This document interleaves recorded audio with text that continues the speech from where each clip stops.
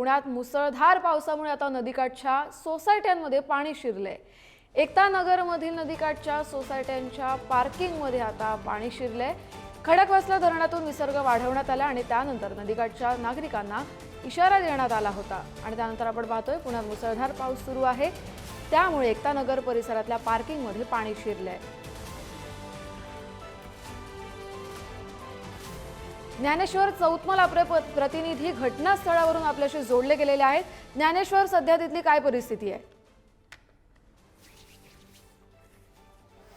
आत्ता एकता नगरीच्या या सगळ्या परिस्थितीत विचार केला तर पुणे महानगरपालिकेकडून जो मदत कक्ष आहे तो या ठिकाणी स्थापन करण्यात आलाय। कारण घाटमाथ्यावर मुसळधार पाऊस सुरू आहे आणि जर अशा पद्धतीने पाऊस पडत राहिला आणि पाण्याची पातळी वाढली तर या सगळ्या नदीकाठच्या लोकांना मदत व्हावी याचं नियोजन, पूर्वनियोजन जे आहे ते पुणे महानगरपालिकेकडून करण्यात आलेलं आहे।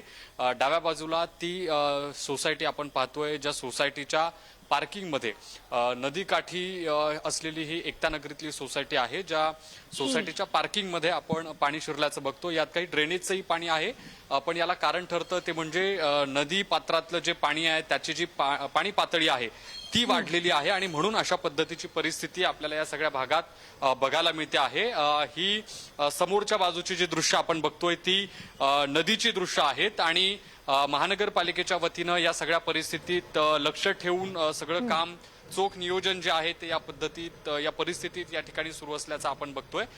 नदीचा पाण्याचा जो प्रवाह आहे तो अत्यंत वेगानं सुरू आहे आणि जशा जशा टप्प्यानं पाणी खडकवासला धरणातून सोडलं जातंय त्यानंतर नदीत पाण्याचा वेग वाढतोय, पाण्याचा प्रवाह वाढतोय, फ्लो वाढताना आपण बघतोय आणि त्याचा परिणाम म्हणून जी नदीकाठी असलेली सगळी सोसायट्या आणि किंवा एकूणच वस्ती आहे या सोसायट्यांमध्ये हे पाणी शिरतं। आता रात्रभर इथल्या लोकांचा खरं म्हणजे या सगळ्या परिस्थितीत कसा सामना हे लोक करतील हाही एक महत्वाचा प्रश्न आहेच। यापूर्वी एकता नगरीमध्ये पाणी शिरल्यानंतर किती मोठ्या स्वरूपाचं नुकसान झालं हे आपण सगळ्यांनी बघितलेलं होतं आणि आत्ताही पाणी 28,000 क्युसेकनं जेव्हा सोडलं जात आहे त्यानंतरची परिस्थिती आहे। जर घाटमाथ्यावर असाच पाऊस पडत राहिला तर पाणी जे आहे ते आणखी विसर्ग वाढवावा लागू शकतो आणि त्यानंतर परिस्थिती जी आहे त्या परिस्थितीकडे लक्ष ठेवणं अत्यंत महत्वाचं ठरतं।